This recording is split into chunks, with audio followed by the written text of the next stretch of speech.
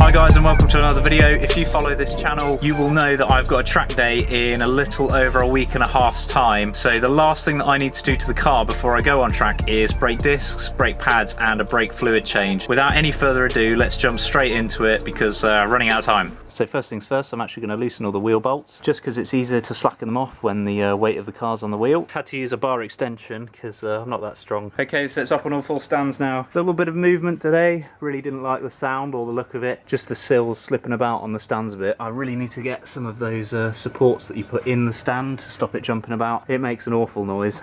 Okay, so first things first, it's wheel off. And because we've already pre-loosened it on the ground, we're not fighting with the turning force of the wheel. So I'm just going to put my foot under to make it stop spinning, because that's what wheels tend to do, they spin. These are actually on pretty tight. I'm not sure what torque they were, but about 4 out of 5 of them were on pretty tightly. I'm going to wedge my feet underneath so that the wheel doesn't just fall off, and then lift up on my feet, and the wheel's going to come off. Whoops. And then we have disc and caliper. What I'm going to do is I'm actually going to turn the wheel inside the car just so I can access the caliper bolts a bit more easily.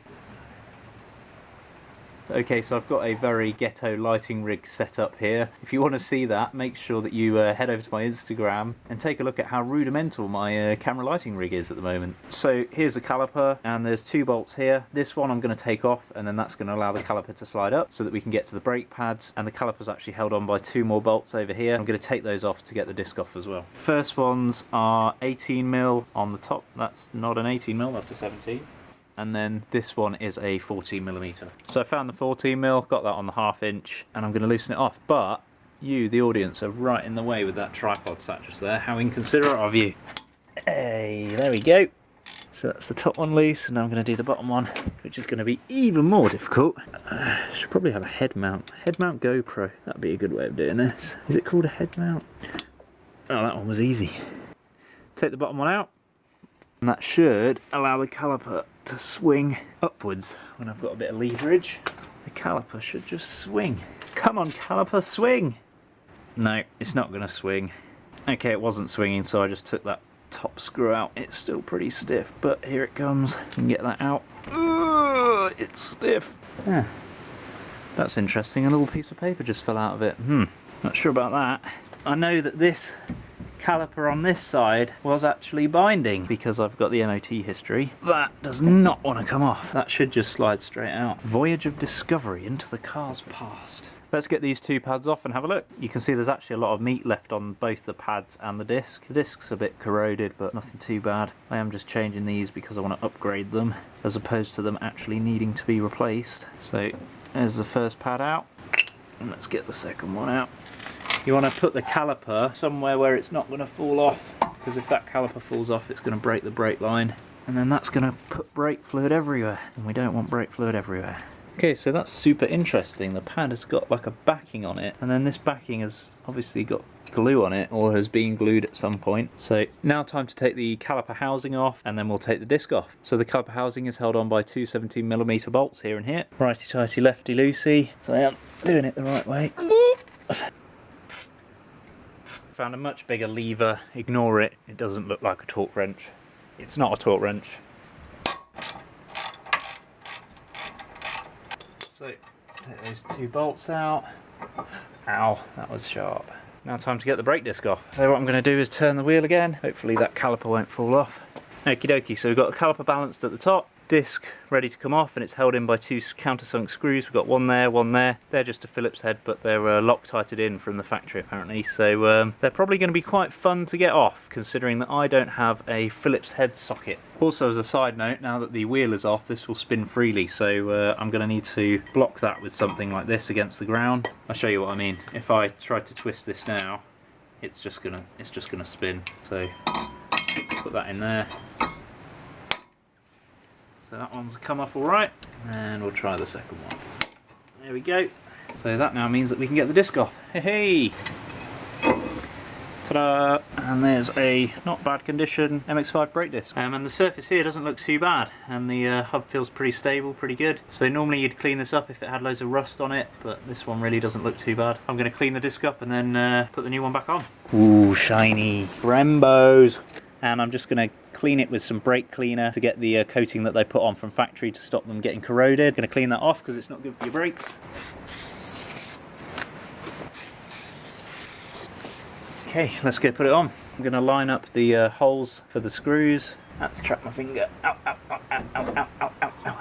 I don't really like the head of this screw. It just looks a bit bent from when I took it off, and the pattern on it doesn't look quite as good as it did when it was new. Luckily in that Brembo set they put a new screw in, so what I'm actually going to do is install the new one. They look pretty much exactly the same length. I'll try and put the new one in, and that's a Torx head. The second screw looks absolutely fine, so I'll just put that one back in. So these screws actually have a torque value. I think it's something like 17 to 21 Newton meters. My torque wrench doesn't go that low, so I'm not going to do them up to that spec. I'm going to do them until they feel right. Terrible. I'm going to do the reverse for tightening it up. That feels about 20 to me. You got to remember that these screws just hold the disc in position. They don't actually stop the disc from coming off because the wheel bolts on, and that's the wheel that's going to push against here, so the wheel's actually going to stop that disc coming off. Okay, and there's the new disc on.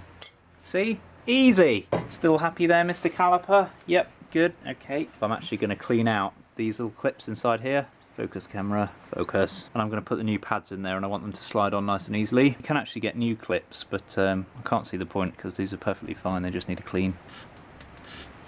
Yeah, one thing about brakes, quite a messy job. It's like a hummingbird. Bzz, bzz, bzz, bzz. And the install is the reverse of the removal. And then we'll put the new pads in.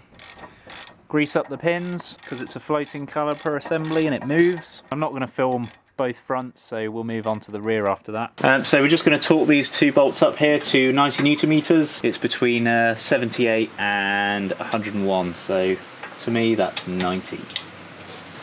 There we go, first one.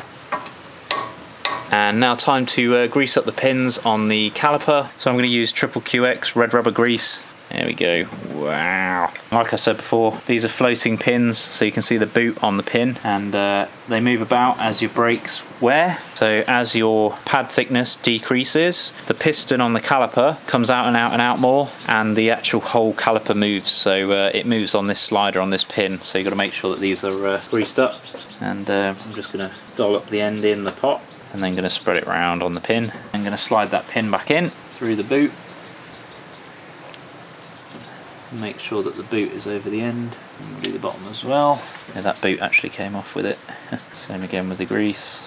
I'm just making sure that the boot, the rubber boot, actually goes over the female end here, because if there is a gap, that's an opportunity for dirt to get in, and then because it moves, once dirt gets in there, it just sort of grinds it away. So you can see now that that boot is totally encapsulating that pin, which is allowed to move freely. So now what I'm going to do is put the new brake pads on. So, and here's the snazzy bit. I've got some quite nice brake pads. So these are Mintex Racing M1166s. If you want to know the part number for these, let me know. These are high performance brake pads. So these are designed for endurance racing or rallying, and they're quite pricey because of it, but they are meant to be a very, very good pad. So here's what they look like. You can see the compound there, nice and shiny gold. The idea being that the brake pad's the bit that causes the friction on the brake disc, and it's the most important thing. So here you can see the caliper with the brake line and the piston here. Now this needs basically pushing back, but I need to keep an eye on the fluid level in the reservoir, because eventually it will all start filling out the reservoir, because this is extended to compensate for the pad wear, and when I push that back in, the fluid's going to work its way back up the system and back into the reservoir. What I'm actually going to use is a special tool to push back brake pistons. The special tool looks like this, and it's got little notches on the bottom for the rears because they have the handbrake on and you need to twist them. These don't actually need twisting, they can just be pushed straight back in from the front, but because I've got this tool I'm going to use it anyway. So what I'm going to use is I'm going to use an old pad, and I'm just going to push this pad against there and then wind it in, and it should push the piston back in. I'm only using the old pads because I don't need them anymore, and they're just going to go in the bin. Definitely don't use a pad that you're going to reuse on the car. I need to take some fluid out, and I'm going to do that with the old pump that I bought to do the diff fluid. Now I'm ready to wind back the caliper. Whilst I'm watching the brake fluid, I can see it just over there, and that's maxed out on that piston. So I'll just take the tool out And take the old pad off, and there we go. This should now fit over the new pads. Ta-da! Like magic, look at that. And the torque setting, according to my cheat sheet from melons.com, very good website, thank you very much, melons.com, is 21 to 31 Newton meters. Hello, Mr. Screw. Technically it's a bolt.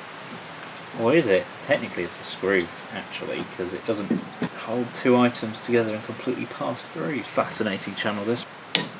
There we go.